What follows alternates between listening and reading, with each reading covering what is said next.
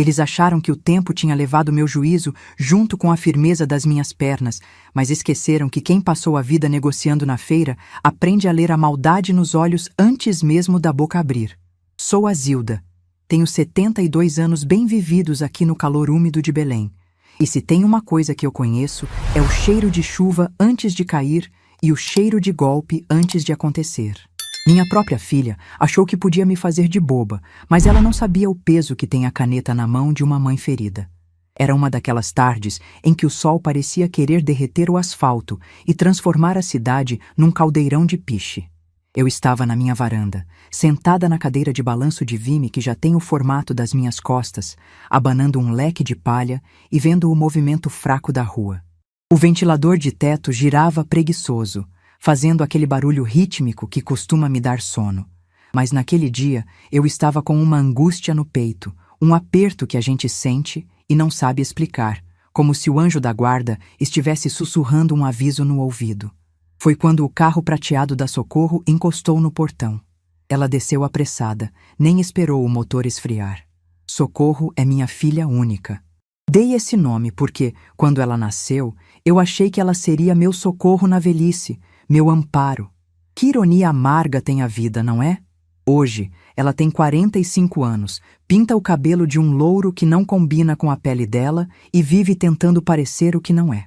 Ela entrou no pátio batendo os saltos da sandália no piso de caquinhos vermelhos que eu mesma ajuntei dinheiro para colocar 30 anos atrás.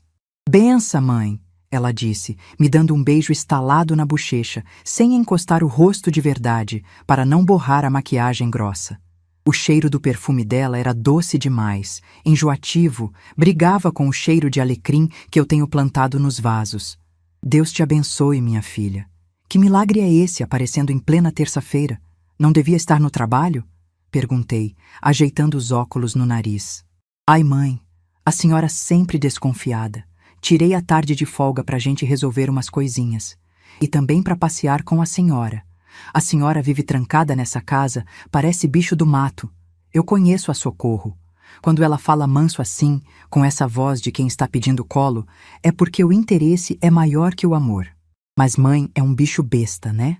A gente sempre quer acreditar que o filho mudou, que lembrou da gente por saudade.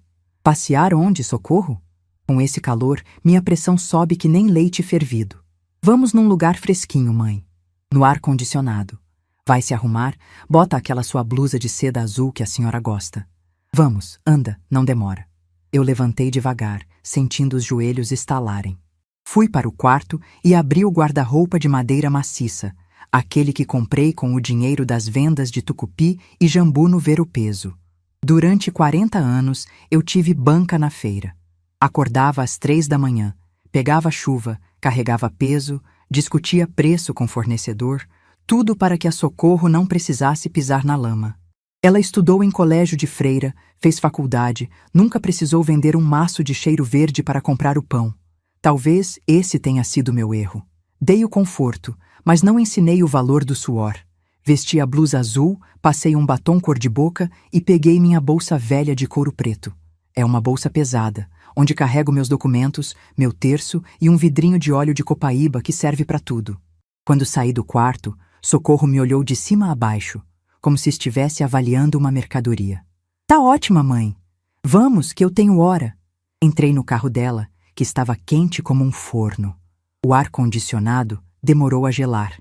Enquanto ela dirigia, desviando dos buracos e xingando os motoqueiros, começou o discurso. Mãe, esse meu carro tá uma lata velha. A senhora viu o barulho que fez quando ligou? É um perigo. Imagina se eu fico enguiçada numa rua deserta à noite? É perigoso demais hoje em dia. Eu fiquei calada, olhando a paisagem passar pela janela. As mangueiras frondosas faziam sombra na avenida. Aquele carro dela não tinha nem 3 anos. Lata velha era o Fusca que o pai dela tinha, que a gente empurrava na ladeira para pegar no tranco. É, minha filha, as coisas estão difíceis, respondi seca. Pois é, eu vi uma oportunidade única, mãe. Um SUV, sabe? Desses altos, seguros. O vendedor é amigo do Beto. Fez um preço especial. Mas precisa ser para hoje, senão eu perco. O Beto era o namorado da vez. Um sujeito que falava alto, ria demais e trabalhava com negócios. Mas ninguém nunca sabia explicar que negócio era esse. Eu nunca gostei dele. Tinha olhar de peixe morto, frio e escorregadio. E você tem dinheiro para isso, Socorro? Perguntei, já sentindo onde a conversa ia dar. Ah, mãe, dinheiro a gente ajeita. O problema é a burocracia. O banco tá chato, sabe? Eles pedem muita coisa. E como eu mudei de emprego agora, meu cadastro tá desatualizado. Ela parou o carro. Não era num shopping, nem numa praça. Era na frente da agência bancária, no centro da cidade. Um prédio espelhado, imponente, que refletia o sol de um jeito que doía a vista. Chegamos, ela disse com um sorriso nervoso. No banco, Socorro? O passeio era no banco? É rapidinho, mãe. É só para eu ver um negócio e a senhora me faz companhia. Lá dentro é geladinho, tem café. Desci do carro com dificuldade. Minhas pernas pesavam toneladas. Entramos na agência e o choque térmico foi imediato. O ar gelado arrepiou os pelos do meu braço. O ambiente era silencioso. Só se ouvia o teclar dos computadores e o bip das senhas. Socorro nem pegou a fila normal. Foi direto na máquina de atendimento prioritário e tirou uma senha para mim. Usou minha idade para pular na frente dos outros.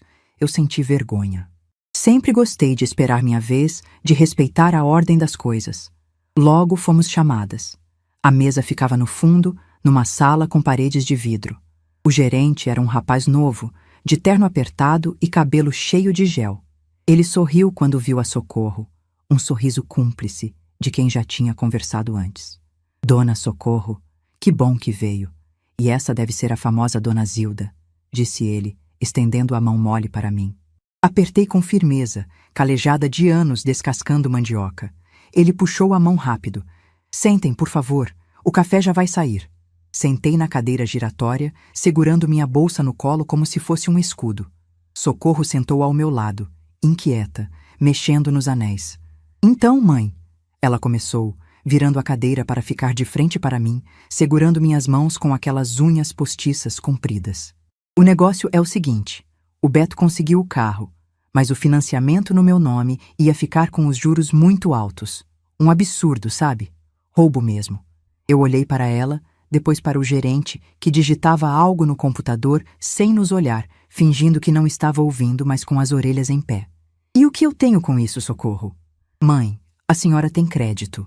A senhora tem aquela pensão do papai, tem a aposentadoria e nunca deveu 1 centavo para ninguém. Seu nome é limpo igual água de fonte. O gerente aqui, o Ricardo, viu que a senhora tem uma margem ótima aprovada. Margem? Repeti a palavra, sentindo um gosto amargo na boca. É, um empréstimo consignado, mãe. Coisa simples. Desconta um pouquinho todo mês e a senhora nem sente. O gerente parou de digitar e imprimiu um maço de papéis. A impressora fez um barulho contínuo, cuspindo folhas e mais folhas.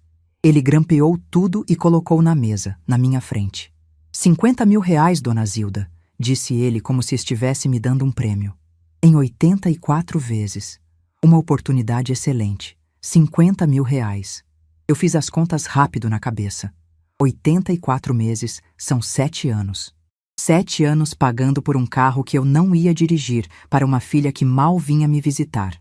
Eu olhei para o valor da parcela. Era quase metade do que eu ganhava. 50 mil? Minha voz saiu baixa. Socorro, isso é muito dinheiro. Como eu vou viver com metade da minha aposentadoria? Eu tenho meus remédios, tenho a conta de luz que tá pela hora da morte, tenho a moça que me ajuda na limpeza. Socorro soltou minhas mãos e bufou, impaciente.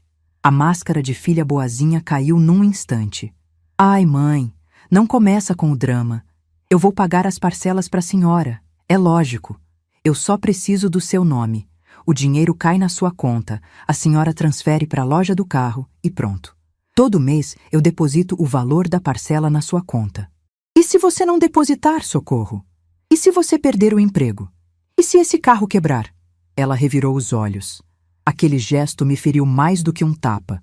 Era o gesto de quem me achava uma velha chata, um estorvo, alguém que não entendia como o mundo funciona.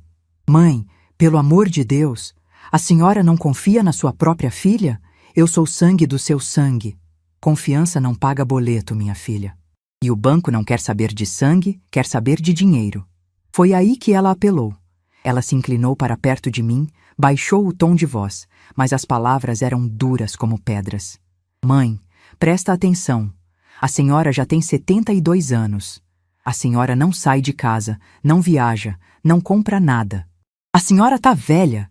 Para que a senhora quer esse nome limpo? Para levar pro caixão? O nome da senhora não vale nada se não for para ajudar a família. A senhora não usa o nome para nada mesmo. O silêncio que se fez na sala foi ensurdecedor. O gerente pigarreou, constrangido, e ajeitou a gravata. Eu senti como se tivessem me dado um soco no estômago. A senhora já está velha. Seu nome não vale nada. Não usa pra nada. Minha mente viajou para o passado num relance.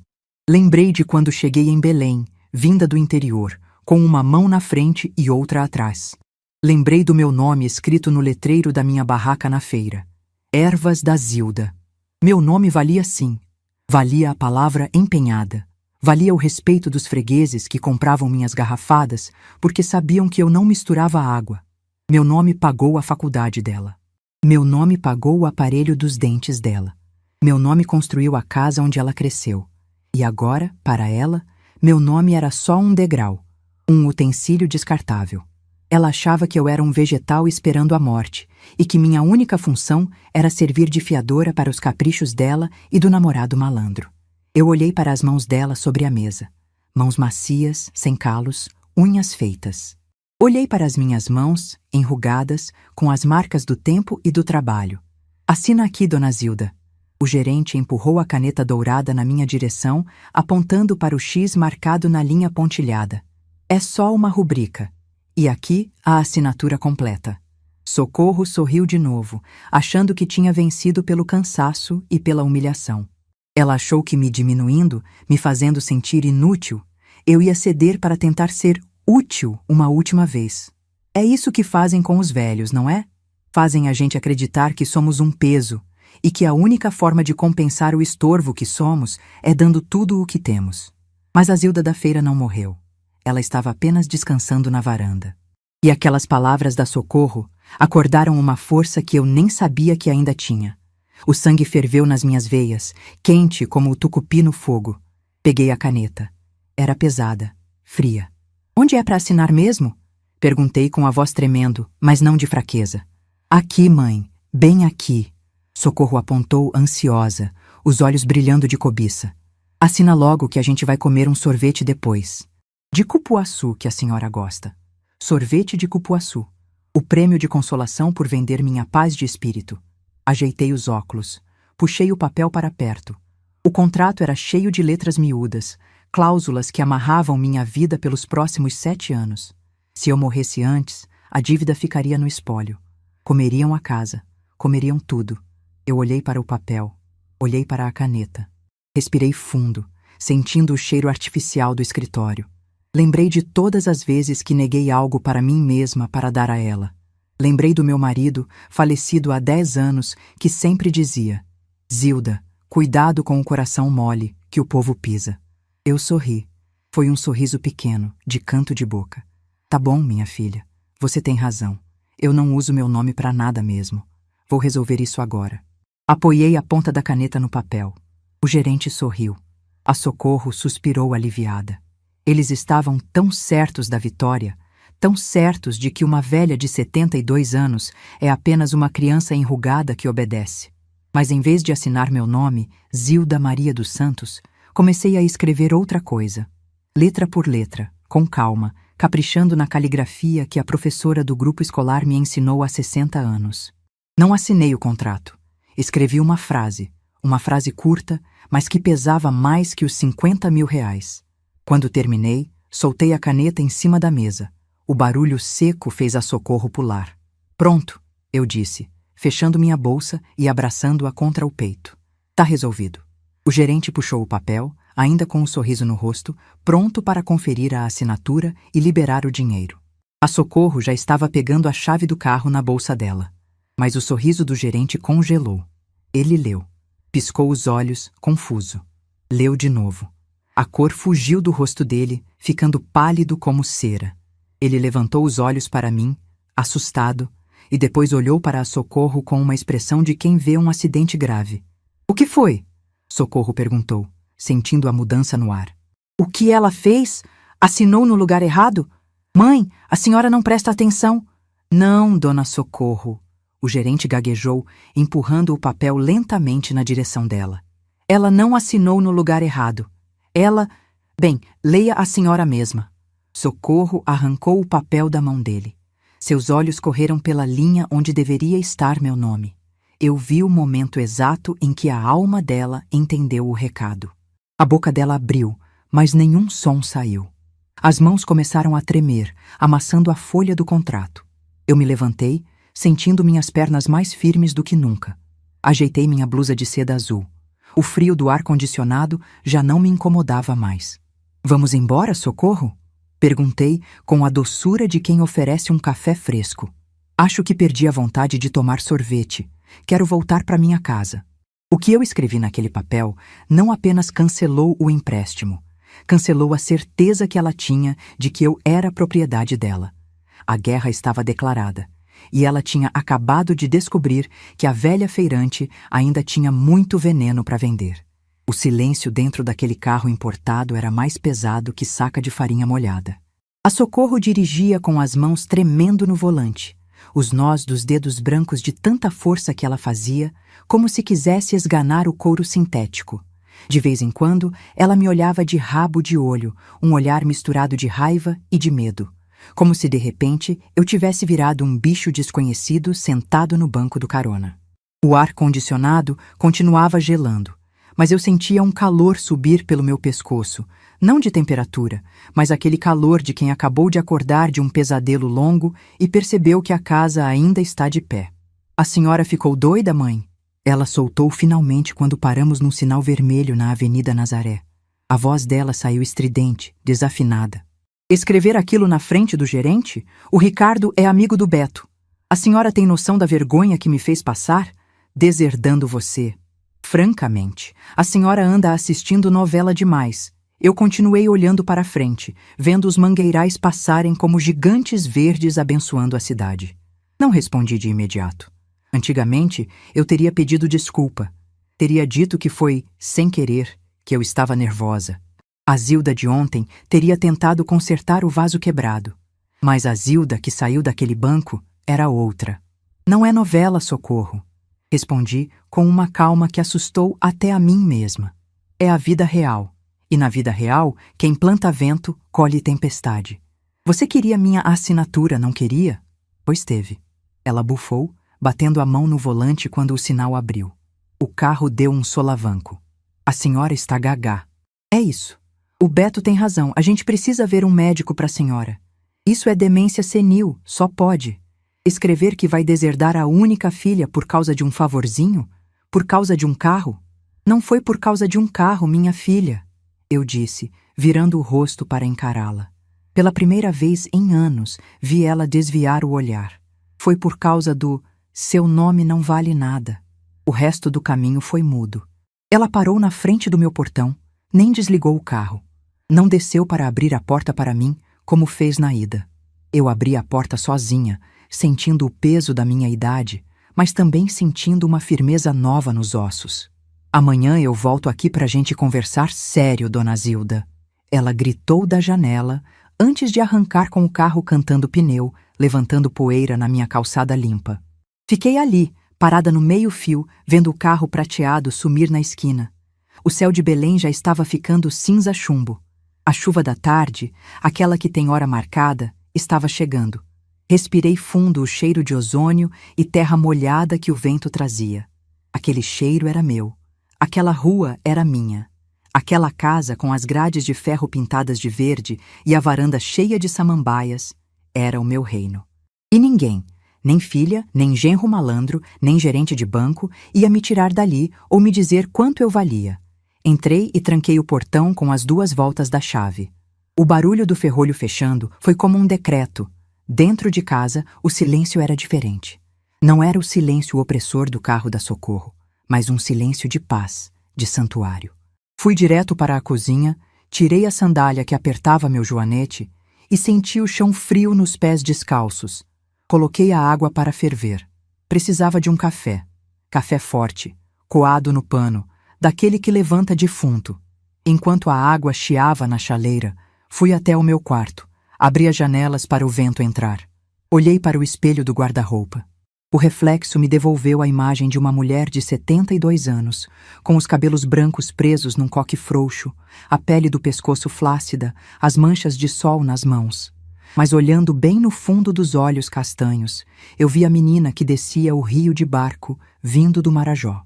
Vi a mulher que acordava às 3 da manhã para montar a barraca de ervas no Ver-o-Peso, disputando espaço com peixeiros e carregadores. Eles esqueceram quem eu sou. A Socorro cresceu com tudo na mão, achando que dinheiro brota em árvore ou sai de caixa eletrônico. Ela nunca viu a mãe dela com a faca na cintura, cortando maço de cheiro verde, enquanto negociava com fornecedor que tentava passar a perna no peso.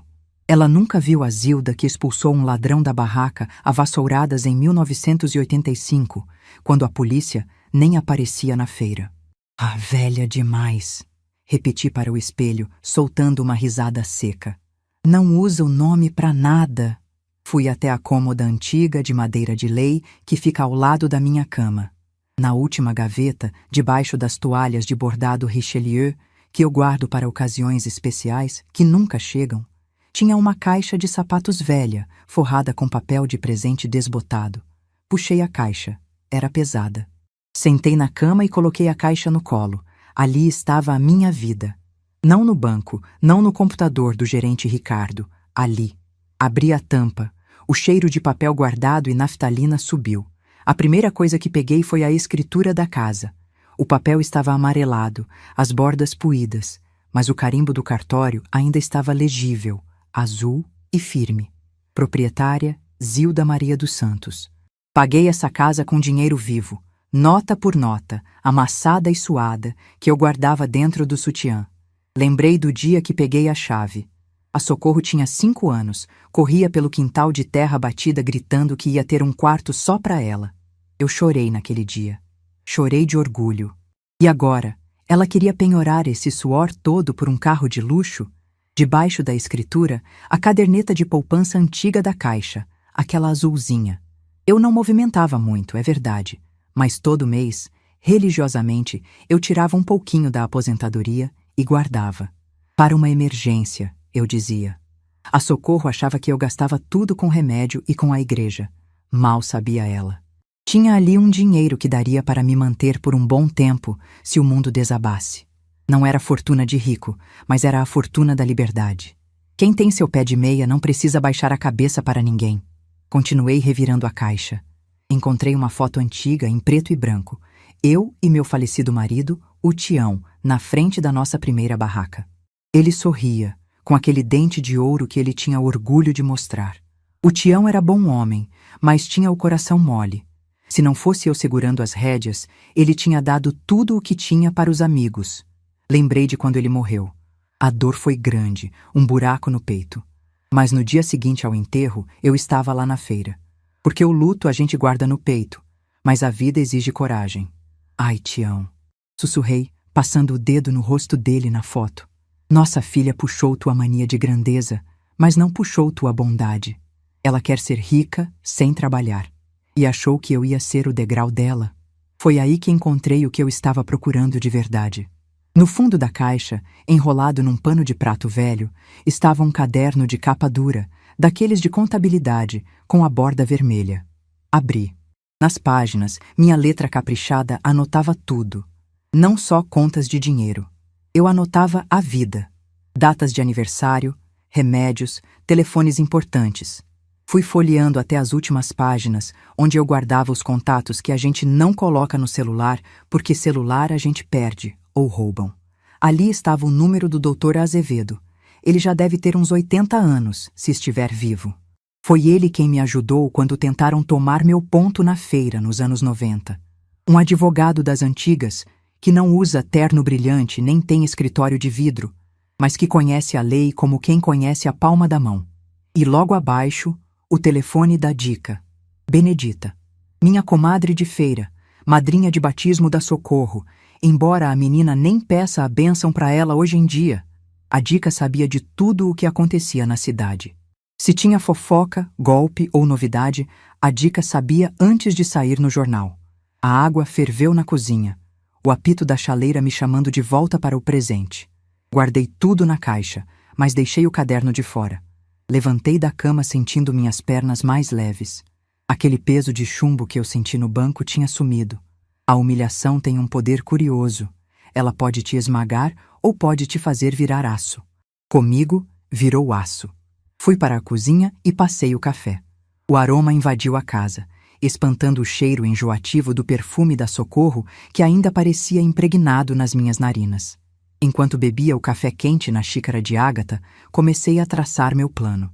A Socorro achava que eu estava velha e não usava o nome para nada. Pois bem, eu ia mostrar para ela exatamente como se usa um nome. Um nome limpo vale mais que barra de ouro. Com meu nome, eu podia fazer coisas que ela, com o nome sujo na praça e a alma suja de ganância, nem sonhava. A chuva começou a cair lá fora. Uma pancada forte, grossa, batendo no telhado de barro com violência. Eu gosto desse barulho. Ele lava a alma.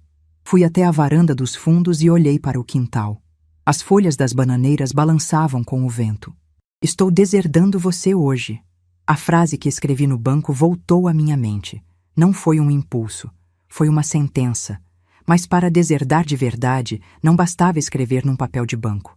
Precisava ser feito direito, dentro da lei. E mais do que isso, eu precisava garantir que ela não me interditasse, porque esse seria o próximo passo dela e daquele namorado com cara de peixe morto. Eles iriam tentar provar que eu estava louca. O gerente do banco seria a testemunha. Dona Zilda surtou, escreveu coisas sem sentido, rasgou dinheiro. Eu já via o filme todo na minha cabeça. Eu precisava agir rápido. Eles pensam que velho é lento, mas velho é experiente, e a experiência corta caminho. Voltei para o quarto, peguei meu celular, um modelo simples, de teclas grandes, que a Socorro vivia dizendo que era vergonha eu usar, e disquei o número da Dica. Chamou 3 vezes. Alô? Quem fala? A voz rouca da Dica, provavelmente fumando seu cigarro de palha, soou do outro lado. Sou eu, Dica. A Zilda. Zilda, minha irmã. Pensei que tinha sido abduzida. Sumiu da missa, mulher. Aconteceu alguma coisa? Tua voz tá diferente. Tá com voz de quem vai brigar na feira. Sorri. A Dica me conhecia melhor que minha própria filha. A cobra botou a cabeça para fora, Dica. A Socorro tentou me dar um golpe hoje, junto com um tal de Beto e um gerente de banco. Ouvi o barulho da Dica puxando o ar, surpresa. Égua, não me diga! Aquela menina nunca me enganou com aquela pose de dondoca. O que eles fizeram? Queriam que eu assinasse um empréstimo de 50 mil reais. Disseram que eu estava velha, que meu nome não valia nada. Ah, mas que descaramento! E tu assinaste, Zilda? Tu sempre foste mole com essa menina. Não assinei, Dica.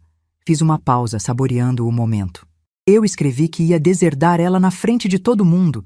A gargalhada da Dica do outro lado da linha foi tão alta que eu tive que afastar o telefone do ouvido. Ela ria com gosto, uma risada de quem já viu de tudo nessa vida e adora ver a justiça sendo feita. É isso aí, minha velha. Mostra pra eles quem é a dona do tucupi. Mas escuta, Zilda. A voz dela ficou séria de repente. Tu sabes que isso não vai ficar assim, né? Eles vão vir pra cima. Esse tal de Beto... Eu já ouvi falar de um Beto que anda enrolando viúva por aí. Se for o mesmo, o bicho é liso. Eu sei, Dica. Por isso te liguei. Eu preciso do contato atualizado do Dr. Azevedo. E preciso saber quem é esse Beto de verdade. Tu consegues descobrir pra mim? Zilda, tu me ofendes perguntando isso. Me dá 2 horas. Vou ligar para umas conhecidas minhas que trabalham no salão onde a Socorro vai e para o pessoal do bar onde esses malandros se reúnem. Se esse Beto tiver uma cárie no dente, eu vou descobrir. Obrigada, minha amiga. Deus lhe pague. Deixa de bobagem. Mas te cuida, Zilda. Tranca bem essa casa. Dinheiro faz filho brigar com mãe. E quando tem macho malandro no meio, a coisa fica feia. Tu tens dinheiro em casa? Tenho o suficiente para a guerra, Dica. Desliguei o telefone. A chuva lá fora tinha diminuído para uma garoa fina. A noite estava caindo. Minha casa, antes tão cheia de memórias doces, agora parecia uma trincheira. Eu andei por cada cômodo, verificando as janelas, baixando as persianas. Parei na sala e olhei para a imagem de Nossa Senhora de Nazaré na estante. Acendi uma vela. Minha santinha, rezei baixinho, perdoa essa mãe que vai ter que guerrear contra a própria filha. Mas a senhora sabe que eu não criei ninguém para ser ladrão. Se ela quer o meu dinheiro, vai ter que esperar eu morrer. E se ela quer a minha dignidade, vai morrer esperando. Sentei na minha cadeira de balanço na sala, com o caderno de capa dura no colo e a caneta na mão. Comecei a listar o que eu tinha. A casa, a poupança, as joias antigas da minha mãe, o terreno no Mosqueiro que a Socorro nem lembrava que existia. Eles acharam que encontrariam uma velha indefesa, preocupada com a novela das 8 e com medo de morrer sozinha. Mas esqueceram que a solidão nunca me assustou. O que me assusta é a desonra. E hoje, naquele banco gelado, eles tentaram manchar a única coisa que eu levei 72 anos para polir: o meu nome. Amanhã, a Socorro voltaria. E ela traria o Beto. Eu podia sentir isso. Eles viriam com ameaças, com chantagem emocional, talvez até com algum papel falso. Mas eu estaria pronta. Peguei o telefone novamente. Tinha mais uma ligação para fazer. Uma que eu evitava há anos, mas que agora era necessária. Disquei o número do meu sobrinho, o Cláudio, filho do meu irmão falecido. O Cláudio é delegado da Polícia Civil. A gente tinha se afastado porque eu não gostava da esposa dele, mas sangue é sangue, e o Cláudio sempre teve respeito pela tia Zilda. Alô? Cláudio? Minha voz saiu firme. É a tia Zilda. A bênção, meu filho. Preciso que você venha aqui em casa amanhã cedo. Não, não é doença. É caso de polícia mesmo. É caso de família. Enquanto eu falava, olhei para as minhas mãos. Elas pararam de tremer. A velha Zilda tinha ficado no banco. Quem estava naquela sala agora era a matriarca. E a matriarca não ia cair sem lutar. A noite seria longa, mas eu tinha café, tinha fé e tinha a certeza de que, quando o sol nascesse, eles iam se arrepender de ter cutucado a onça com vara curta. O sol de Belém nasceu com aquela urgência de quem não tem tempo a perder, rasgando o céu e esquentando as telhas antes mesmo das 6 da manhã. Eu já estava de pé, coando meu café, mas hoje o cheiro não me trazia paz. Trazia foco. A noite tinha sido curta, povoada por pensamentos que giravam na minha cabeça como ventilador no máximo. Eles achavam que a velha Zilda estava dormindo, derrotada, mas a velha Zilda estava afiando a faca. Tomei meu café preto, sem açúcar, sentindo o amargo descer rasgando a garganta. Era assim que a vida estava agora. Amarga, mas necessária para despertar. Vesti uma roupa discreta, um vestido de algodão florido que já tinha perdido a cor vibrante de tanto quarar no sol, e coloquei meu chapéu de palha. Se eles queriam uma velha inofensiva, era exatamente isso que iriam ver. Saí de casa silenciosa como uma sombra. O bairro ainda acordava, o padeiro passando na bicicleta, o cheiro de pão fresco misturado com o vapor do asfalto úmido. Peguei um táxi na esquina. Não chamei aplicativo para não deixar rastro no celular que a Socorro vivia futucando quando vinha aqui ajudar. Para o comércio, moço. Rua da Ladeira. Pedi. O motorista me olhou pelo retrovisor. A senhora vai cedinho bater perna, dona? Vou pagar promessa, meu filho. Promessa antiga. E não era mentira. Eu tinha prometido a mim mesma, 30 anos atrás, que nunca mais passaria fome nem humilhação. E promessa de Zilda é dívida. O escritório do doutor Azevedo ficava num prédio antigo, daqueles com azulejos portugueses na fachada e escadaria de madeira escura que range a cada passo. Não tinha elevador, nem ar-condicionado central, nem recepcionista com cara de modelo. Tinha cheiro de livro velho, poeira e tabaco de cachimbo. O Azevedo estava lá, curvado sobre uma mesa cheia de papéis, parecendo uma tartaruga sábia dentro do casco de um terno cinza. Zilda? Ele ergueu os olhos por cima dos óculos de leitura, surpreso. Mas que ventos te trazem aqui sem avisar? Aconteceu algo com a Socorro? Sentei na cadeira de madeira dura à frente dele e coloquei minha bolsa no colo. Aconteceu, Azevedo. A Socorro morreu. Ele arregalou os olhos, tirando os óculos. Como assim, mulher? Deus a tenha. Foi acidente? Não, Azevedo. Ela está viva de corpo, andando e respirando. Mas a filha que eu criei, A menina que eu carreguei no braço. Essa morreu ontem, dentro de uma agência bancária. Quem está no lugar dela é uma estranha que quer me comer viva. Contei tudo. Contei do carro, do seu nome não vale nada, da humilhação na frente do gerente e da frase que escrevi no contrato. Azevedo ouviu em silêncio, balançando a cabeça devagar, o rosto ficando cada vez mais fechado. Ele conhecia a lei, mas também conhecia a alma humana. Indignidade, Zilda, ele disse, a voz rouca e firme. É o termo jurídico. O que ela fez?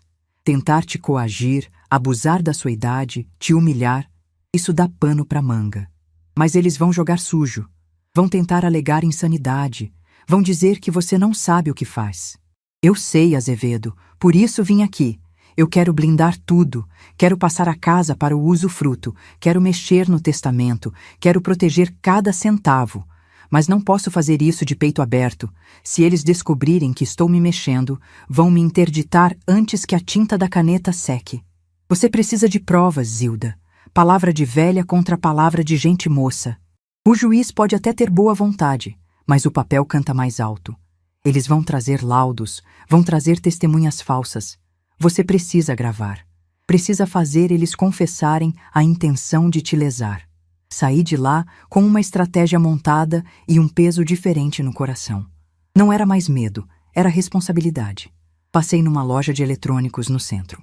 O rapaz tentou me vender um celular de última geração, mas eu pedi um gravador digital, daqueles pequenos que jornalistas usam. É para gravar a missa, meu filho, que o padre fala bonito e eu esqueço depois. Menti. Ele me ensinou a usar. Um botão para gravar, um para parar. Simples. Escondi o aparelho dentro do sutiã, do lado esquerdo, perto do coração. Antes de voltar para casa, passei no Ver-o-Peso. O mercado estava fervilhando. O cheiro de peixe fresco, de ervas, de açaí batido na hora. Aquilo era meu mundo. Encontrei a Dica na barraca dela, descascando mandioca com uma rapidez que faria qualquer chefe de cozinha chorar de inveja. E aí, minha irmã? Dica limpou as mãos no avental encardido e me puxou para um canto. Descobri a capivara do tal Beto. O homem não vale o prato que come, Zilda. Ela baixou o tom de voz, olhando para os lados. O nome dele é Roberto Carlos da Silva. Tem 3 processos nas costas por estelionato. Ele pega mulher carente, faz juras de amor, convence a fazer empréstimo, vender carro, até vender casa. E depois some no mundo. A última vítima dele foi uma professora aposentada em Icoaraci. A mulher ficou só com a roupa do corpo. Senti um frio na espinha que não tinha nada a ver com a brisa do rio. Minha filha estava dormindo com o inimigo. E pior, estava trazendo o inimigo para dentro da minha casa. E tem mais. Dica continuou, segurando meu braço com força. A Socorro tá devendo agiota, Zilda. O Beto convenceu ela a entrar num esquema de investimento, que era pirâmide. Ela perdeu tudo o que tinha guardado e mais um pouco. Eles estão desesperados. Aquele carro não é só um carro. Eles querem levantar dinheiro com o carro para pagar a dívida e depois vender o carro e ficar com o troco. O teu nome é a única boia que eles têm para não afundar. Agradeci a Dica com um abraço apertado e comprei um maço de guiné e arruda. Para espantar mal-olhado, disse a ela. Mas eu sabia que ia precisar de mais do que ervas. Ia precisar de sangue frio. Voltei para casa perto do meio-dia. Preparei o terreno. Ajeitei a sala. Deixei a casa com cheiro de bolo de fubá. Aquele cheiro de avó que desarma qualquer um. Coloquei o gravador debaixo da toalha de crochê da mesa de centro, bem perto de onde a Socorro costumava sentar. Testei 2 vezes. A luzinha vermelha acendia discreta. Cobri com um vaso de flores artificiais. Não demorou muito. Às 2 da tarde, o carro prateado encostou. Dessa vez, o Beto desceu junto. Ele vestia uma camisa polo apertada demais para a barriga dele e usava óculos escuros espelhados. Socorro vinha atrás, com a cara inchada de quem tinha chorado ou dormido mal. Respirei fundo, fiz o sinal da cruz mentalmente e abri a porta. Mãe! Socorro entrou já falando alto, mas o tom era diferente de ontem. Era um tom meloso, preocupado. A senhora sumiu a manhã toda. Eu liguei e a senhora não atendeu. A gente ficou preocupado, achando que a senhora tinha passado mal. O telefone estava descarregado, minha filha. Esqueci de pôr na tomada. A cabeça da gente já não é mais a mesma. Soltei a isca, fazendo uma voz trêmula que eu não tinha. Me apoiei no batente da porta, como se precisasse de suporte. Beto entrou logo atrás, com um sorriso que mostrava dentes brancos demais para serem naturais. Dona Zilda, a senhora nos deu um susto. Como vai essa saúde? Trouxemos uma pizza para a senhora não precisar cozinhar. Pizza às 2 da tarde. Eles nem sabiam o que eu comia. Entrem, entrem. Eu fiz um café, disse arrastando os chinelos no chão propositalmente, curvando um pouco as costas. Sentamos na sala. O gravador estava ali, a meio metro deles, silencioso e mortal. Servi o café, deixando a xícara tremer na minha mão até derramar um pouco no pires. Ai, que desastrada eu sou, murmurei. Tá vendo, Beto? Socorro cochichou, mas eu ouvi. Ela tá piorando rápido. Ontem no banco foi um surto, hoje tá assim, tremendo. Beto pigarreou e se inclinou para a frente, invadindo meu espaço. O cheiro de colônia barata dele me enjoou. Dona Zilda, nós viemos pedir desculpas por ontem. A Socorro ficou nervosa. Sabe como é filha preocupada. Mas a gente teve pensando. Aquela situação no banco, aquele estresse todo, não faz bem para a senhora. É, minha mãe. Socorro completou, pegando minha mão. A mão dela estava suada. A gente só quer o seu bem.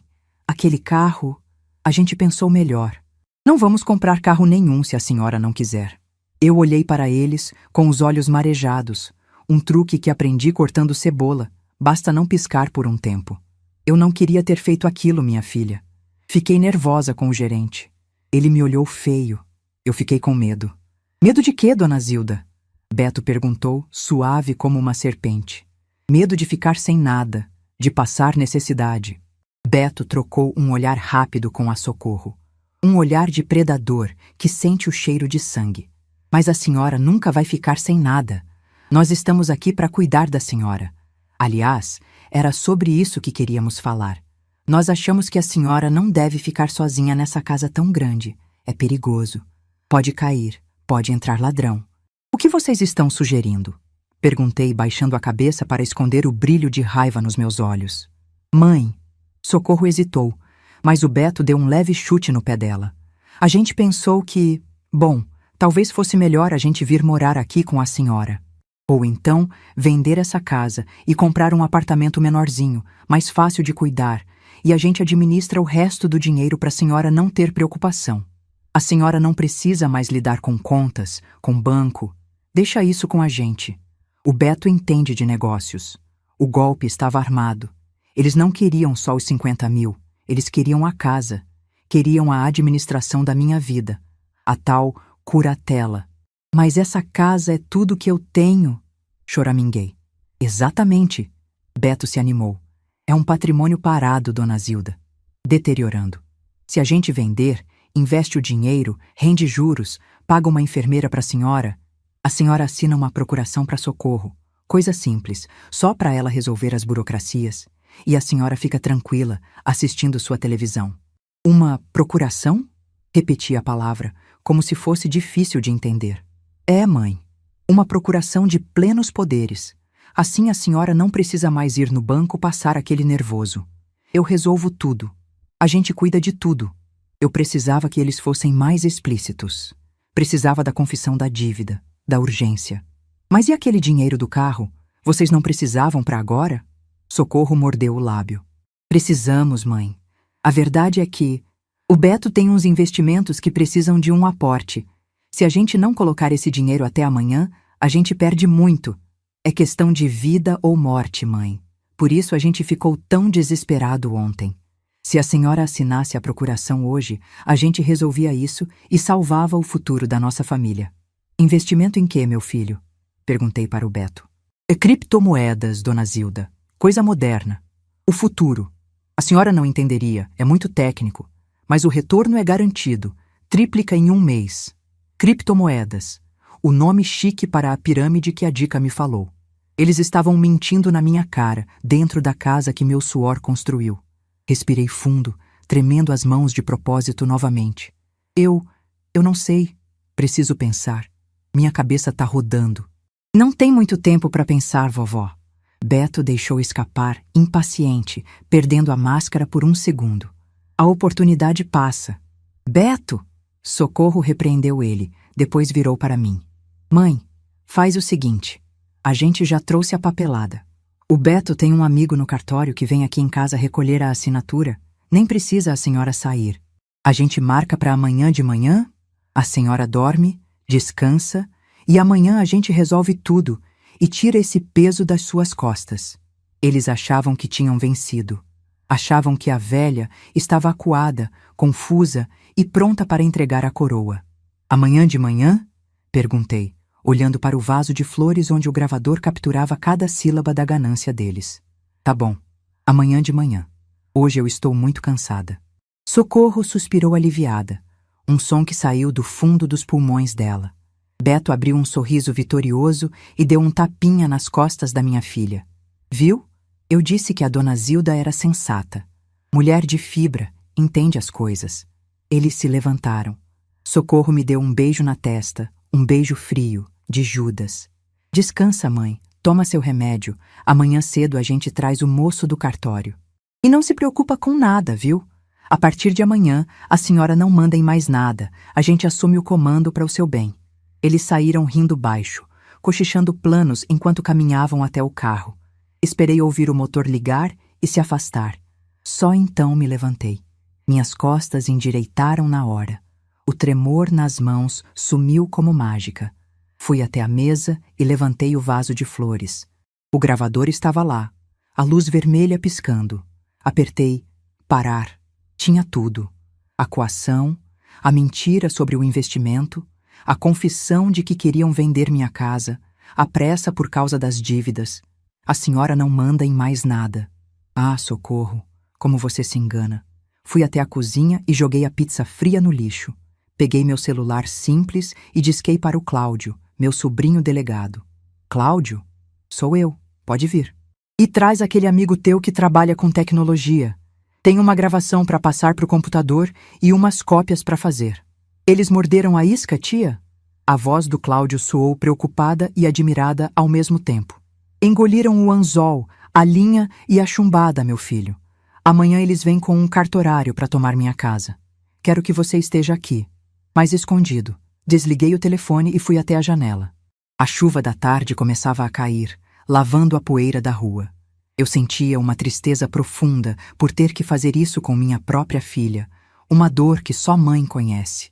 Mas acima da dor, havia a dignidade.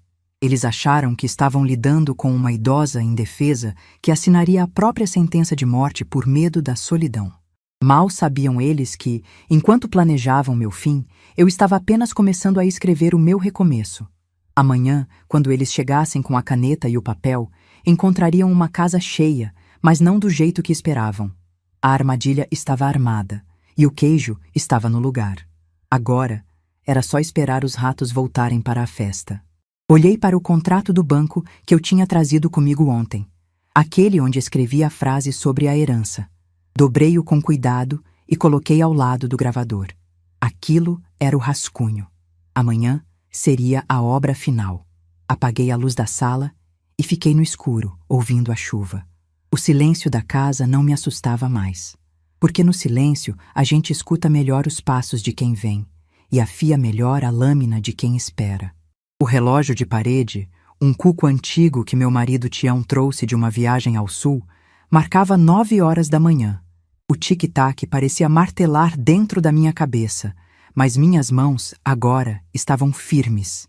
Eu estava sentada na minha poltrona favorita, aquela forrada de chenille marrom, com um terço de madeira entre os dedos, fingindo rezar. Mas eu não estava rezando. Eu estava contando os segundos para a tocaia se fechar. A casa estava limpa, com aquele cheiro de lustramóveis e café fresco que sempre foi minha marca registrada. Mas hoje, o ar parecia elétrico. Na cozinha, escondidos atrás da porta sanfonada, que eu deixei entreaberta apenas uma fresta, estavam meu sobrinho Cláudio e o doutor Azevedo. Eles chegaram antes do sol raiar, entraram pelos fundos como se fossem fugitivos, tomaram café em silêncio e agora aguardavam o meu sinal. O plano era simples: deixar a ganância entrar pela porta da frente e trancar a saída. Ouvi o barulho do motor do carro da Socorro. Não era o barulho suave de um carro bem cuidado, era uma acelerada brusca, ansiosa. Eles estavam com pressa. A ganância tem pressa, porque o golpe precisa ser rápido antes que a consciência, ou a vítima, acorde. A campainha tocou. Respirei fundo, curvei os ombros para parecer menor do que sou, tirei os óculos e deixei-os pendurados na corrente no pescoço. Precisava parecer a velhinha frágil que eles desenharam na cabeça deles. Já vai, gritei com a voz trêmula, arrastando os chinelos até a porta. Quando abri, a cena era quase cômica se não fosse trágica. Socorro estava vestida como se fosse para uma festa, com um vestido estampado e muito perfume. Beto usava uma camisa social que mal fechava na barriga e suava em bicas, limpando a testa com um lenço. E junto deles, um sujeito magricela, com uma pastinha preta debaixo do braço e uma cara de quem não dormia há 3 dias. Bom dia, mãe!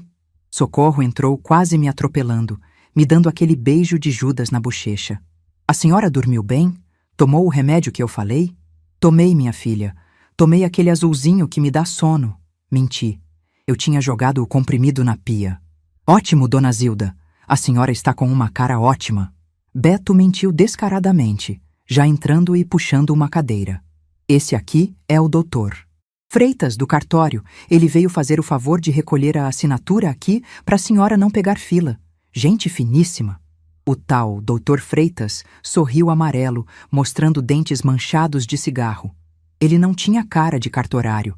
Tinha cara de quem falsifica documento em fundo de quintal. Eu conheço gente. Trabalhei 40 anos na feira, lidei com todo tipo de malandro. Aquele ali tremia mais que vara verde. Entrem. Aceitam um café? Ofereci, fazendo o papel da anfitriã confusa. Não temos tempo para café, mãe. Socorro cortou, ríspida, mas logo suavizou a voz ao perceber o tom. Quer dizer, o doutor Freitas tem hora marcada em outro lugar. Vamos resolver logo isso para a senhora descansar. Sentamos ao redor da mesa de centro. Beto tirou um maço de papéis da pasta e colocou na minha frente. As letras eram miúdas, blocos densos de texto jurídico, feitos para confundir quem tem a vista cansada. Então, dona Zilda, começou Beto, falando devagar como se eu fosse uma criança de 5 anos. Como conversamos ontem, isso aqui é aquela procuraçãozinha para Socorro cuidar das contas da senhora. Sabe como é? Pagar a luz, a água, comprar os remédios. E aqui embaixo tem um termo de autorização para a gente vender a casa e comprar aquele apartamento térreo, bem seguro, para a senhora não ter que subir escada. Eu olhei para o papel. Meus olhos ardiam. Não precisava ler para saber o que estava escrito ali. Era a sentença de morte da minha liberdade. Plenos poderes. Alienação de bens. Eles queriam tudo. Até a última colher de chá. Mas vender a casa, Beto? Perguntei, a voz sumindo. Eu gosto tanto daqui. Tem minhas mangueiras no quintal. Mãe, não começa. Socorro bateu a mão na mesa, impaciente. A gente já conversou. É para o seu bem. A senhora não tem condições de cuidar disso tudo. Olha para a senhora. Ontem surtou no banco. Hoje tá aí tremendo. Assina logo isso e deixa a gente cuidar da senhora. É só uma rubrica aqui e a assinatura completa na última folha. O falso cartorário empurrou uma caneta Bic mordida na minha direção. Eu olhei para a caneta. Olhei para a Socorro. Vi a ganância brilhando nos olhos dela, misturada com o medo das dívidas que a Dica me contou. Ela não via a mãe ali. Ela via um cofre que precisava ser arrombado. Peguei a caneta. Minha mão tremeu de propósito. Aproximei a ponta do papel. O silêncio na sala era tão absoluto que dava para ouvir a respiração ofegante do Beto. Ele estava salivando, o desgraçado. Ai, meu Deus! Esqueci meus óculos, murmurei, afastando o papel. A senhora está com eles no pescoço, mãe! Socorro gritou, já perdendo a paciência. Pelo amor de Deus, coloca os óculos e assina. Calma, Socorrinha. Não grita com a mamãe, disse Beto fingindo doçura, mas os olhos dele fuzilavam minha filha. Coloquei os óculos devagar, muito devagar. Ajeitei as hastes atrás das orelhas, respirei fundo, e então parei de tremer. Endireitei a coluna. Aquele peso que curvava minhas costas sumiu. A Zilda frágil, a velhinha confusa, desapareceu num piscar de olhos. Levantei a cabeça e encarei o Beto bem no fundo daqueles olhos de peixe morto. Doutor Freitas, né? Perguntei, minha voz saindo firme, clara e potente, a mesma voz que eu usava para anunciar a chegada da erva fresca no mercado. O homem se assustou com a mudança de tom. Sim, senhora. Engraçado. Eu conheço o tabelião do segundo ofício há 30 anos. O nome dele é Aristides. Nunca ouvi falar de Freitas nenhum. O senhor trabalha lá há muito tempo? Beto congelou. O sorriso dele murchou como alface no sol do meio-dia. Dona Zilda, o Freitas é novo. É assistente. A senhora está confundindo as coisas. Eu não estou confundindo nada, Roberto Carlos. Usei o nome completo dele, que a dica tinha me passado. Ele recuou na cadeira como se tivesse levado um tapa. Eu posso ter 72 anos, mas eu não sou burra. E muito menos gagá. Soltei a caneta na mesa com um estalo seco. Eu não vou assinar porcaria nenhuma. Socorro se levantou, vermelha de raiva. Mãe, a senhora ficou louca de vez? A gente precisa desse dinheiro. O Beto tem um investimento... Investimento em pirâmide? Cortei ela, implacável. Ou para pagar os agiotas que estão atrás de vocês? A cor sumiu do rosto da Socorro. Ela olhou para o Beto, apavorada. Quem te contou isso? Eu sou mãe, Socorro. Mãe sabe de tudo. E o que mãe não sabe, a rua conta. Vocês acharam mesmo que podiam entrar na minha casa, me tratar como um traste velho, dizer que meu nome não vale nada e me roubar na cara dura? Beto se levantou, agressivo. A máscara de bom moço caiu totalmente. Olha aqui, sua velha caduca, a gente não tem tempo para sermão. A senhora vai assinar essa merda agora ou a gente vai ter problemas. Socorro, pega a mão dela. Ele avançou na minha direção. Foi o erro dele. Cláudio! Gritei sem me mexer 1 milímetro. A porta da cozinha se abriu com um estrondo. Cláudio entrou na sala com a arma no coldre e o distintivo de delegado pendurado no pescoço, brilhando mais que ouro. Atrás dele, o doutor. Azevedo, segurando uma pasta de couro e com a expressão séria de um juiz no dia do juízo final. Bom dia, senhores. A voz do Cláudio preencheu a sala, grave e autoritária. Alguém falou em problemas? Beto parou no meio do caminho. Ele olhou para o Cláudio, olhou para a arma, olhou para mim. As pernas dele tremeram de verdade dessa vez. O falso cartorário tentou se levantar para correr em direção à porta, mas Cláudio foi mais rápido. Senta aí, doutor. Ninguém sai até eu mandar. Socorro caiu sentada no sofá, as mãos no rosto, começando a chorar. Um choro feio, soluçado. Cláudio, o que você está fazendo aqui? Mãe, o que é isso? Isso, minha filha, chama-se flagrante. Respondi, me levantando da poltrona com a dignidade de uma rainha. Caminhei até a mesa e peguei o gravador que estava escondido no vaso de flores desde ontem. Levantei o aparelho para que todos vissem. Está tudo aqui, disse, olhando para o Beto. A coação de ontem. A mentira sobre o investimento. A confissão de que queriam vender minha casa sem eu saber. E agora, a tentativa de estelionato com documento falso e falso funcionário público. Doutor. Azevedo se aproximou da mesa, pegou os papéis que o Beto tinha trazido e ajustou os óculos. Interessante. Ele murmurou, folheando o contrato. Procuração de plenos poderes. Doação simulada. Isso aqui é um prato cheio, dona Zilda. Tentativa de estelionato. Falsidade ideológica. Formação de quadrilha e violência patrimonial contra idoso. O Estatuto do Idoso é bem rigoroso com isso. Dá cadeia sem fiança. Beto estava pálido como cera. Ele tentou sorrir para o Cláudio num desespero patético. Doutor Cláudio, veja bem, é um mal-entendido. A dona Zilda é idosa. Ela confunde as coisas. A gente só queria ajudar. Cala a boca, Roberto. Cláudio rosnou. Eu levantei tua ficha. Tu tens 3 mandados em aberto em outros estados. Tu vens dando golpe em viúva há 5 anos, mas hoje a casa caiu. E caiu feio. Cláudio fez um sinal e sacou as algemas. O som do metal clicando foi a música mais triste e, ao mesmo tempo, mais libertadora que já ouvi. Ele algemou o Beto com as mãos nas costas. O falso cartorário nem precisou de algema, se encolheu no canto pedindo pelo amor de Deus. E então sobrou a Socorro. Ela olhava para mim com o rímel escorrendo pelo rosto, uma mistura de maquiagem cara e desespero barato. Mãe, Alice, ela soluçou. A senhora vai deixar ele me prender? Eu sou sua filha. Eu sou sangue do seu sangue. A sala ficou em silêncio. Todos olharam para mim. O Cláudio segurava o Beto, mas esperava minha palavra sobre a Socorro. O doutor Azevedo me olhava com compaixão. Senti uma dor no peito, uma pontada aguda. Era a dor do cordão umbilical sendo cortado pela segunda vez, mas agora sem anestesia.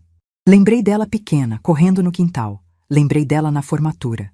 Mas também lembrei dela no banco, dizendo que eu não valia nada. Lembrei dela ontem, planejando vender meu teto. Caminhei até ela. Parei na frente da minha filha única. Ela tentou segurar minha mão, mas eu cruzei os braços. Sangue do meu sangue. Repeti, a voz embargada, mas firme. Você disse isso no banco também? Mas sangue não justifica crime, Socorro. Você trouxe um bandido para dentro da minha casa. Você tentou me jogar na rua. Você olhou nos meus olhos e mentiu. Eu estava desesperada, mãe. Eu ia pagar tudo de volta. Não, você não ia. Você ia sugar tudo até não sobrar nada e depois ia me largar num asilo qualquer para morrer sozinha. Eu conheço o cheiro da maldade, minha filha. E infelizmente hoje esse cheiro vem de você. Virei-me para o Cláudio. Leve o Beto e esse outro sujeito. Eles vão para a delegacia. E a Socorro, tia? Cláudio perguntou, baixo. Respirei fundo, sentindo o cheiro de chuva que vinha da janela aberta. A decisão mais difícil da minha vida. A Socorro... Olhei para ela uma última vez. Ela não vai presa hoje, Cláudio. Não porque ela não mereça, mas porque eu não quero a vergonha de ter uma filha na cadeia. Mas ela vai sair dessa casa agora, com a roupa do corpo. E nunca mais, ouviu bem, Socorro? Nunca mais vai pisar aqui. Socorro arregalou os olhos.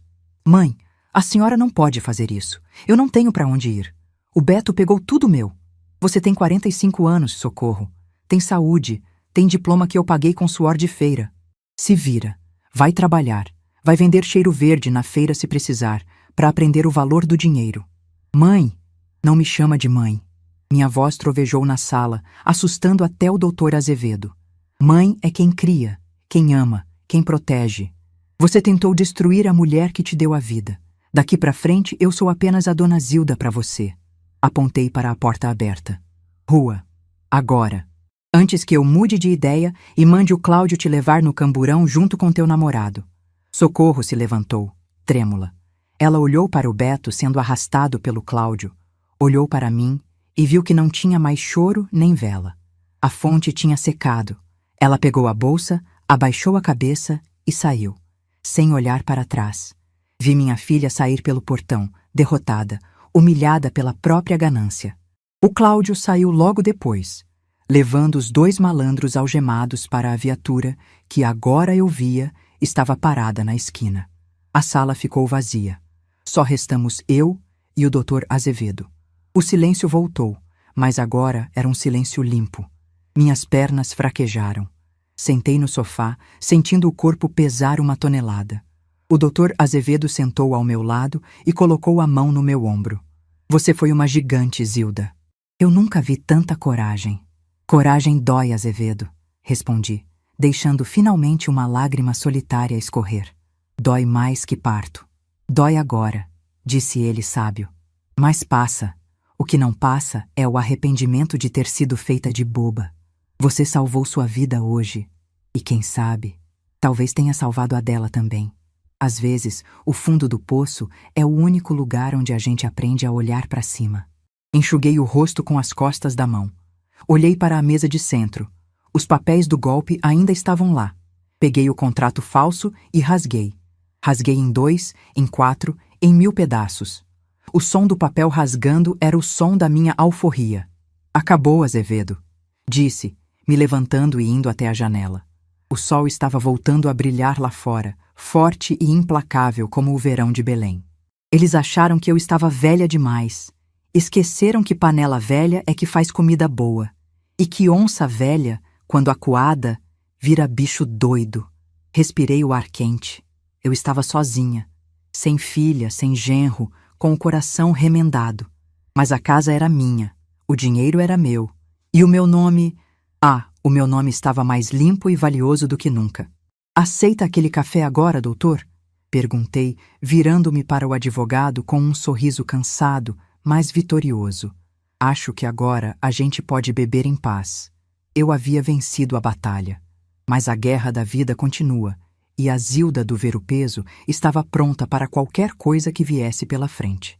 Porque quem sobrevive à traição de um filho não teme nem o diabo. Os dias que se seguiram àquela manhã turbulenta na minha sala de estar foram como a calmaria que vem depois de uma daquelas tempestades de verão em Belém. O ar fica mais leve, a poeira baixa, mas a gente ainda olha para as árvores caídas e sente o respeito pela força da natureza. No meu caso, a árvore caída foi a ilusão de que eu tinha uma família perfeita.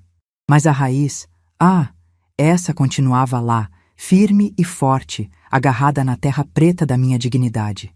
A casa ficou silenciosa nos primeiros dias. Não vou mentir e dizer que foi fácil. O silêncio, às vezes, grita. Eu sentava na varanda, olhava para o portão e, por um vício do coração, esperava ver o carro prateado da Socorro encostar. Mãe é um bicho que se acostuma até com o desamor, desde que venha do filho. Mas aí eu lembrava do olhar de desprezo dela, do seu nome não vale nada, e o silêncio deixava de ser solidão para virar paz. Uma paz conquistada a ferro e fogo. O Dr. Azevedo foi um anjo da guarda de terno amarrotado. Ele cuidou de tudo. O tal Beto continuou preso, pois a ficha dele era mais suja que pau de galinheiro. Descobrimos depois que ele tinha feito vítimas do Oiapoque ao Chuí. Mulheres sozinhas, carentes, que entregavam o ouro na mão do bandido em troca de um pouco de atenção. Eu quase fui mais uma estatística. Quase. Se não fosse a casca grossa que a feira me deu, hoje eu estaria morando de favor e com o nome no Serasa. Quanto a Socorro, bem, as notícias chegam. Belém é uma cidade grande com alma de província. Todo mundo conhece alguém que conhece alguém. A Dica, minha comadre e espiã oficial, me trouxe as novas numa tarde de quarta-feira, enquanto debulhávamos feijão de corda na cozinha. Zilda, tu não vais acreditar, disse ela, baixando a voz como se as paredes tivessem ouvidos. Vi a Socorro ontem. Meu coração deu um solavanco, mas continuei catando o feijão, sem levantar os olhos. É mesmo, Dica? E ela está bem? Bem não é a palavra, minha irmã. Mas está viva. Está trabalhando no caixa de um supermercado lá na Pedreira. Daqueles atacarejos, sabe? Passando compra, empacotando, ouvindo desaforo de cliente que acha que tem razão. Pare de mexer no feijão. A imagem da minha filha, que sempre teve nojo de pegar em dinheiro sujo e achava que trabalho braçal era coisa de pobre, agora sentada num caixa 8 horas por dia, me deu um misto de pena e alívio. O Beto limpou a conta dela antes de ser preso? Perguntei. Limpou até o tacho. Levou o carro, levou as economias, deixou ela com uma mão na frente e outra atrás. Ela está morando numa kitnet alugada, Zilda. Disseram que ela emagreceu, que não pinta mais aquele cabelo de amarelo gema de ovo. Está com a raiz escura aparecendo. Suspirei, sentindo o peso daquelas palavras. É, Dica. A vida é uma professora severa. Eu tentei ensinar com amor, com conforto. Dei o peixe, tirei a espinha, botei na boca. Errei. Agora a vida está ensinando a pescar na marra. Tu não vais lá ver ela? Dar uma ajuda? Dica perguntou, me testando. Olhei para a minha amiga. Não. Se eu for lá, eu fraquejo. E se eu fraquejar, ela não aprende. A Socorro precisa descobrir que ela vale pelo que ela faz, não pelo que a mãe dela tem. Deixa ela suar. O suor limpa a alma. Mas eu não podia ficar parada. Mente vazia é a oficina do diabo, dizia minha avó, e eu não estava disposta a deixar o diabo fazer morada na minha cabeça de novo. Com o Beto preso e a Socorro longe, me vi dona do meu tempo e do meu dinheiro. Aquele dinheiro que eles queriam roubar e que eu guardava na caixa de sapatos e na poupança precisava ter um destino. Dinheiro parado mofa, igual roupa guardada. Decidi que meu nome, que não valia nada, ia valer muito, sim, mas não para sustentar luxo de marmanjo. Ia valer para quem precisava. Comecei devagar. Voltei ao Ver-o-Peso, não para vender, mas para visitar. O cheiro do rio, a confusão das barracas, o grito dos urubus sobre o mercado de peixe. Aquilo era minha bateria recarregável.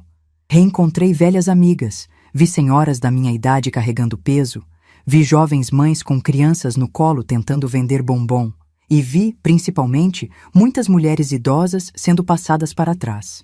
Era no troco errado, era no fornecedor que entregava mercadoria estragada, era no neto que aparecia no dia do pagamento da aposentadoria só para dar um oi. Aquilo me ferveu o sangue. Eu sabia me defender, mas e elas? Foi numa conversa com o Dr. Azevedo que a ideia nasceu. Azevedo, eu quero mudar meu testamento, eu disse sentada no escritório dele, que continuava cheirando a tabaco. Já deserdei a Socorro por indignidade, como você me explicou, mas não quero deixar meu dinheiro para o governo quando eu morrer, e também não quero gastar tudo em remédio. E o que a senhora tem em mente, dona Zilda? Viajar? Um cruzeiro? Não tenho paciência para ficar presa num navio com um monte de velho jogando bingo. Eu quero criar uma coisa útil. Quero usar a minha casa. Ela é grande demais para mim sozinha. Azevedo ajeitou os óculos interessado. Continuar morando nela, claro. Mas quero abrir as portas. Quero fazer uma associação. As donas da própria vida. E assim fizemos. Não foi fácil. Teve burocracia, teve papelada, mas o nome Zilda Maria dos Santos abriu portas. Usei parte da minha poupança para reformar os quartos de hóspedes que estavam cheios de tralha. Transformei a garagem, onde antes a Socorro estacionava o carro do ano para se exibir, numa sala de aula com cadeiras confortáveis e um quadro branco. 3 meses depois daquele dia fatídico no banco, a primeira turma começou. Eram 10 mulheres, vizinhas, ex-colegas de feira, conhecidas da igreja. Mulheres como eu, viúvas, aposentadas, avós que muitas vezes eram vistas apenas como caixas eletrônicos pela família. Contratei uma professora de contabilidade, uma menina jovem, paciente, para ensinar o básico. Como ler um extrato bancário, como usar o aplicativo do banco sem cair em golpe, o que são juros abusivos. E o Dr. Azevedo, bondoso como sempre, vinha uma vez por semana dar palestras sobre direitos dos idosos, testamento, curatela e como se proteger de violência patrimonial. Mas a aula principal quem dava era eu. A aula da vida. Escutem aqui, meninas, eu dizia, em pé na frente delas, segurando meu terço como se fosse um cetro. Ninguém, eu disse ninguém, tem o direito de dizer que vocês não servem para nada. O dinheiro da aposentadoria de vocês é sagrado. Foi conquistado com dor nas costas, com varizes, com noites mal dormidas. Não é para pagar prestação de carro de neto, não é para comprar celular de última geração para sobrinho. É para vocês comerem bem, comprarem o remédio de vocês e, se sobrar, para comprarem um perfume cheiroso e passarem na cara da sociedade. Elas riam, batiam palma. Algumas choravam. Eu via nos olhos delas o mesmo medo que eu senti naquele banco. O medo de desagradar a família e ficar sozinha. E a minha missão era tirar esse medo. Solidão não é não ter gente em volta, eu explicava. Solidão é ter gente em volta que só quer o que você tem no bolso. Melhor sozinha com o bolso cheio e a cabeça erguida do que acompanhada de urubu. A casa ganhou vida nova. O cheiro de bolo de fubá e café fresco voltou a reinar, misturado com risadas altas e discussões acaloradas sobre política e novela. A Dica virou minha vice-presidente, organizando os lanches e trazendo as fofocas que viravam estudos de caso. Vocês souberam da dona Raimunda que assinou um papel pro genro? Vamos analisar onde ela errou. Meu sobrinho Cláudio passava sempre para ver se estava tudo em ordem. Ele se orgulhava da tia. Dizia que eu tinha montado uma delegacia preventiva. Num desses dias, ele me chamou num canto. Tia, a Socorro me procurou. Senti o estômago gelar. O que ela queria? Dinheiro? Não. Ela queria saber da senhora. Perguntou se a senhora estava doente. Disse que soube da associação. Fiquei em silêncio, olhando para as minhas alunas no jardim. E o que você disse, Cláudio? Disse que a senhora nunca esteve melhor. Que a senhora rejuvenesceu 10 anos. Ela chorou, tia. Chorou muito. Disse que está arrependida. Que o trabalho no mercado é pesado, que as pernas incham. Olhei para as minhas próprias pernas. Elas também inchavam. Incharam por 40 anos na feira, para que as dela não precisassem inchar. Deixa ela chorar, meu filho. Água salgada cura ferida. Quem sabe um dia, quando ela tiver calejado a mão e a alma, a gente não conversa? Mas não agora. Agora é a vez da Zilda. A vez da mãe já passou. O tempo foi passando. O projeto cresceu. Fomos entrevistadas no jornal local. A manchete dizia: aposentada cria rede de proteção contra golpes em idosos e vira exemplo de superação. Recortei e coloquei na porta da geladeira, bem onde antes ficava a foto da formatura da Socorro. Numa tarde de domingo, decidi que era hora de fazer algo que eu adiava há muito tempo. Peguei um táxi e fui até a concessionária de carros. Não a do amigo do Beto, Deus me livre. Uma outra, grande, na Avenida Almirante Barroso. O vendedor, um rapaz engomadinho, me olhou meio torto quando entrei de sandália e vestido florido. Deve ter pensado que eu estava perdida ou pedindo esmola. Posso ajudar a senhora? Perguntou sem muita vontade. Pode, meu filho. Eu quero ver aquele carro ali. Apontei para um modelo popular, pequeno, prático. Nada de SUV de luxo. Um carro honesto. A senhora vai financiar? Precisamos ver a aprovação do banco. A idade da senhora pode ser um problema. Ele começou com aquele papo mole de sempre. Sorri. Abri minha bolsa velha de couro e tirei um envelope pardo. Não, meu filho. Eu vou pagar à vista. No Pix. O queixo do rapaz caiu. À vista? É. Dinheiro suado, guardado, limpo. O nome é Zilda Maria dos Santos. Pode preparar a nota fiscal. Não, eu não comprei o carro para mim. Eu não dirijo. Tenho medo do trânsito de Belém. Comprei o carro para a associação.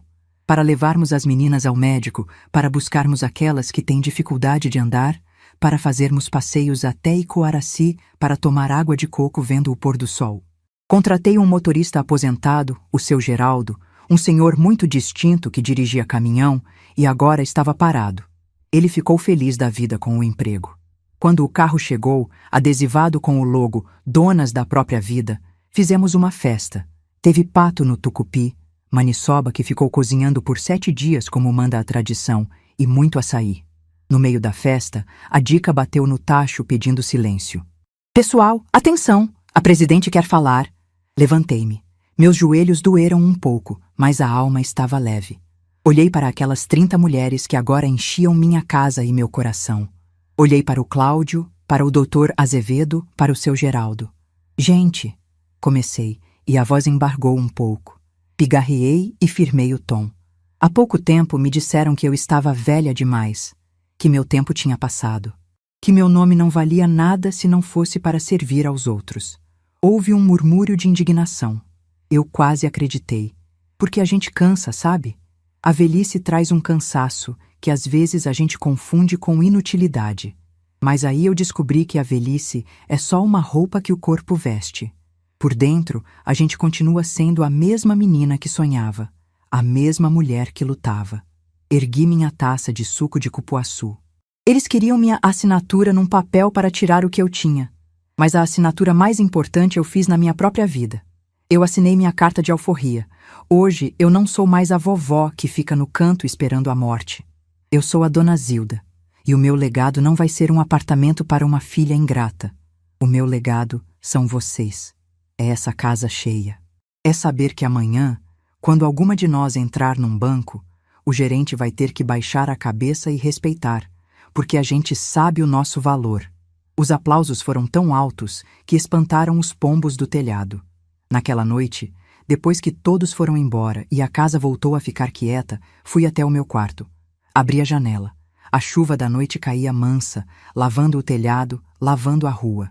Peguei meu caderno de capa dura, aquele onde eu anotava tudo. Na última página, escrevi a data de hoje. E embaixo, escrevi: saldo do dia, coração cheio, consciência limpa, nome honrado. A Socorro achou que me tiraria tudo, mas ela me deu o maior presente. Me devolveu a mim mesma. Fechei o caderno. Apaguei a luz. Deitei na minha cama sentindo o cheiro de alfazema dos lençóis. Lembrei da Socorro no caixa do mercado e fiz uma oração por ela. Não pedi que ela voltasse, nem que ficasse rica. Pedi que ela crescesse. Porque mãe nunca deixa de ser mãe, mesmo quando precisa ser juíza. Mas agora, antes de ser mãe, eu era Zilda. E pela primeira vez em 72 anos, isso era o suficiente. O meu nome valia. E como valia. Fechei os olhos e dormi o sono dos justos, sem precisar de remédio azul, sonhando com a aula de amanhã e com o futuro que, descobri tardiamente, ainda era meu para escrever. A caneta estava na minha mão e a tinta estava longe de acabar.